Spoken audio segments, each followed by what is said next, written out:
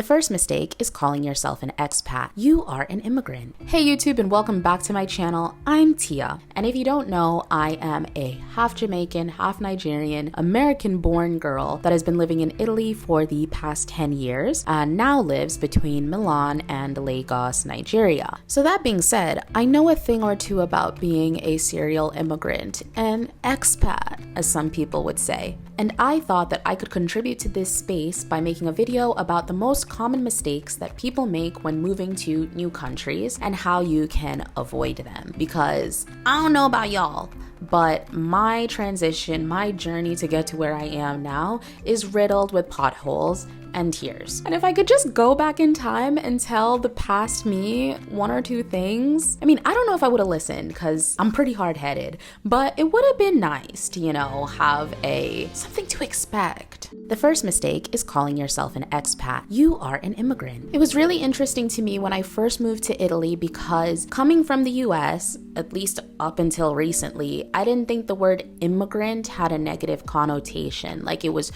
fed to us in school that we were the melting pot country, the country of immigrants. Everybody is an immigrant in America, they say, or they said. So when I came to Italy and I realized that in Italian, immigrant is equal to refugee, essentially. When Italians say the word immigrant, they're talking about poor immigrants, essentially. I understood. I was like, oh, okay. When you use the word expat to refer to yourself as a essentially rich immigrant, you are participating in this very messed up way of thinking and very messed up way of approaching things. So just know that if you're calling yourself an expat, that is what you're doing, and you're already setting yourself up, in my opinion, for uncomfortable conversations and an uncomfortable reality in wherever it is that you have decided to move. Second mistake that people make when they move abroad is they don't do enough research on the finances. I find that for people that actually make the move, they underestimate the cost, and then the people that don't make the move obviously are overestimating the cost. What you really need to do is do research. There are lots of online calculators, there's lots of online forums, there's lots of YouTube videos. I've done so many videos on my channel about the cost of living in Italy, and it has only gone up since I've done those videos. You really need to have a grasp on what the cost of living actually is and also how you are going to be making money. Because one thing is for sure, you're not going to be able to live off of your savings for the rest of your life,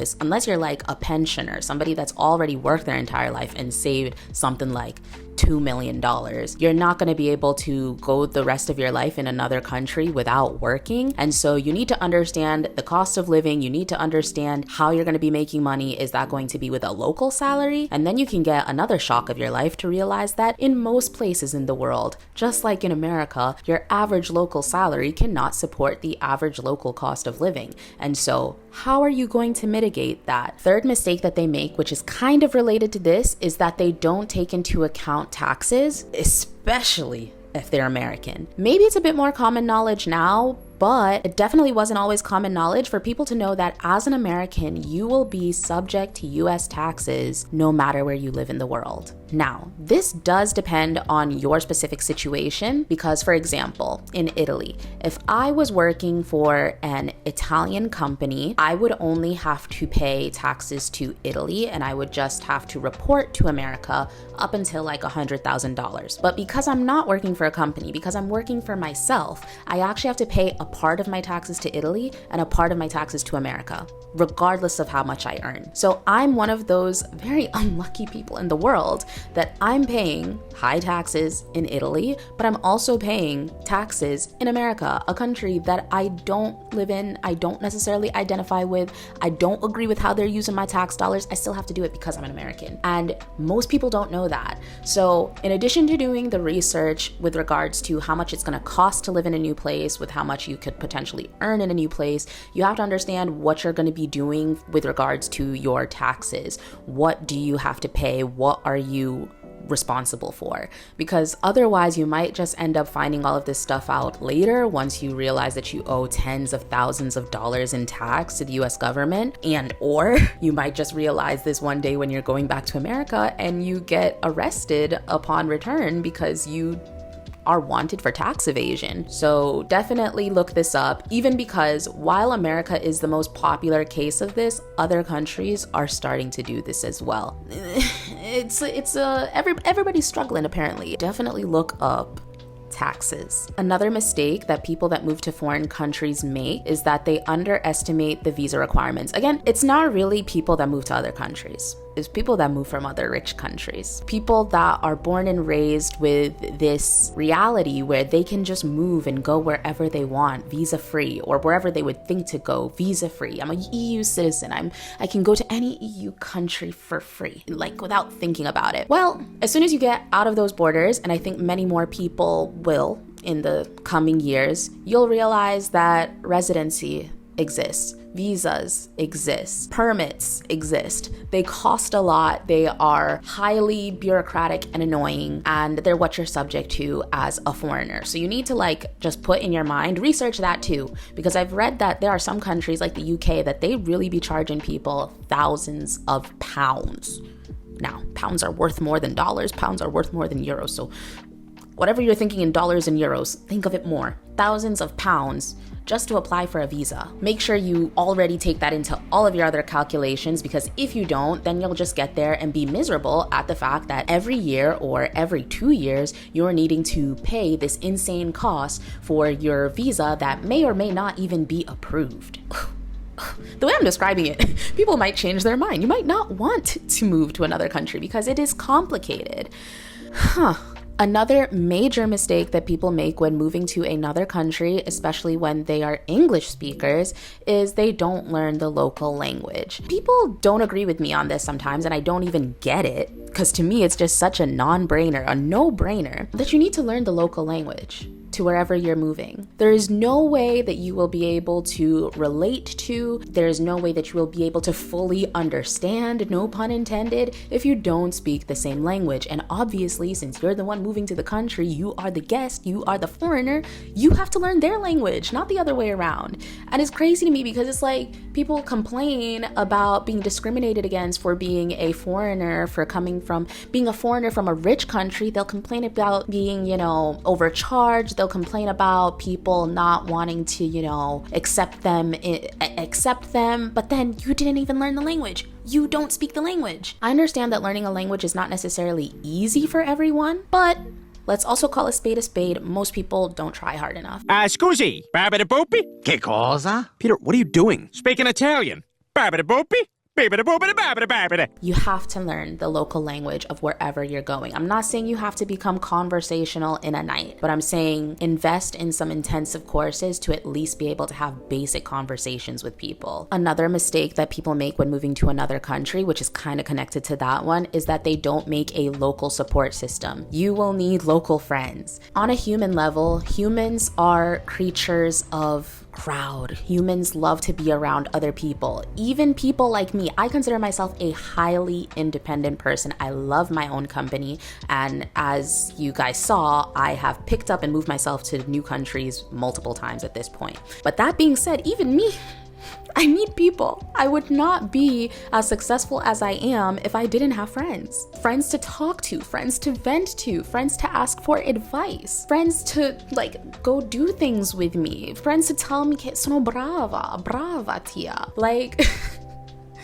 And even on a practical level, I was able to do a lot of things by myself, but I also had friends help me with a lot of things. I remember in my early days in Italy, what would I have done if one of my best friends in college's mom wasn't a top Italian lawyer? You need to have a local community, and the easiest way to start that, the easiest way to have that is to learn their language. People will respect you more, people will want to be your friend more if you put in the effort to learn their language, and it's just something that really will make or break your experience living abroad, I believe. Another mistake people make when moving to a new country is shipping/bringing way too much stuff. I remember when I first moved to Italy, I moved with 3 suitcases full of clothes, shoes, bags. I don't have any of those clothes, shoes, bags anymore.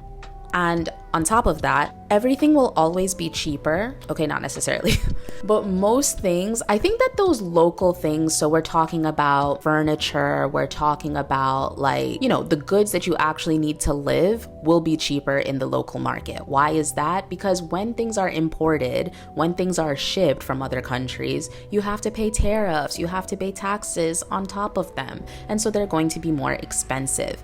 And it rarely makes sense, I believe, to do that. At that point, it makes sense to just buy the local version. Rather than buying, you know, American t-shirts, I can buy t-shirts in Italy and they cost less. One thing that I did when I was setting up my apartment in Nigeria is all of my furniture is Nigeria made. And you know, the quality is the same. The quality is the same as it would be here, but it costed a fraction of the price.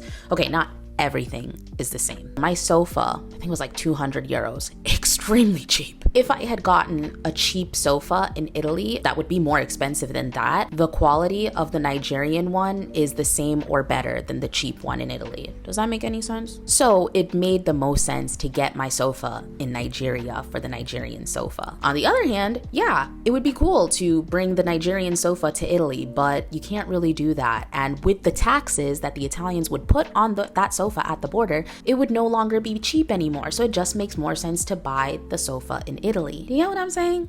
I feel like a lot of people stress themselves out trying to pack up their entire lives in country X and bring it to country Y, when the easiest thing to do would probably be to save up, sell all your stuff in country X, and buy all of your new stuff in country Y.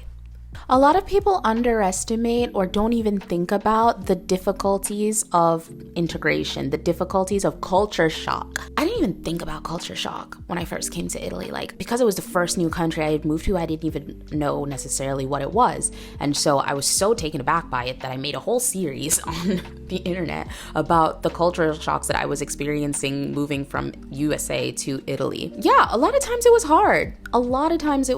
And then it's not even like you can really complain about it, because when you complain about it, other people will just hear that as being ungrateful. They'll hear that as like, they won't take it very well. So you can't even complain. My thing is, you need to do as much research as possible before you come, and not just research on the superficial things. Like, you got to do really in-depth research on the psyche, on the culture of the people that you're about to go integrate with, and really choose if it's going to be something that you can cope with, because I repeat, you will not change these countries. These countries will not change because of you. So you better go someplace where you, at least for the most part, are comfortable in that status quo. And then another thing that I truly believe is, so long as you're using your privilege to better your local environment, using your privilege to do what you can to make your local environment a better place, you're really good. It's something that little that, seriously, if everybody did that, imagine how much of a better place the world would be. The last thing that I would hazard against, because it is a mistake that people make when moving to another country, is that they over romanticize it. And I mean,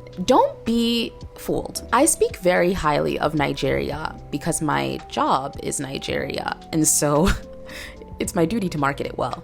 But that doesn't mean that I'm not highly in tune with the negatives of Nigeria. When I first moved to Italy, I definitely had rose-colored glasses, and I definitely tried to overlook a lot of things. And I was in a little bit of delusion for the first 3 years of being here. From the ages of 18 to 21, while I was in university, I was living in delusion Italy. And then when I got to real Italy, when I started working in the real world, it hit me like a bag of bricks. And then that created resentment that I would think that I'm over now. I think I'm over it, but it's something that happens. And I mean, it's not a great thing to go through. I mean, you'll probably have to go through it anyways. I don't know if it's avoidable, but let me just give you a heads up that there's just one little thing. So given that I had that experience, I'm approaching Nigeria in a different way. And I'm seeing that it's a lot more productive for me. It's a lot more conducive for me. I understand the realities that are going on, but I'm just very strategic in how I take all of that energy and all of that stuff in. But above all else, I understand the realities of what is going on. And every country, I have yet to see a country now, of all the countries that I've interacted with, that I've lived in, that aren't extremely effed up. Like, the world is effed up. Society is really effed up. But I just picked the one, or I picked the ones where my privileges outweigh my non-privileges. And I'm working very hard to use my privileges to make my local community a better place. So that way, one, I'm comfortable because I'm privileged. But two, I don't have to be guilty about that comfort because I know that I'm using that comfort to be a productive member of society. So on the one hand, I am comfortable because I'm privileged. I mean, there's no ifs, ands, or buts about it. But I don't have to be guilty about that privilege. I don't have to feel bad about that privilege because I know I'm using that privilege to give back, to help, to actually contribute to the good constructive change. Does this make sense? But yeah, that's what I think. I'm sure that I missed stuff. So please, in the comments down below, let me know what you think are the mistakes that people make when they move to new countries. This is a safe place. Everybody can contribute, and I'm sure that everybody would find it interesting to read, meaningful to know. And aside from that, if you're interested in seeing more in my international life, be sure to like and subscribe if you haven't already. With that being said, I'm going to wrap this one up, and as usual, I will see you guys in my next one. Mwah.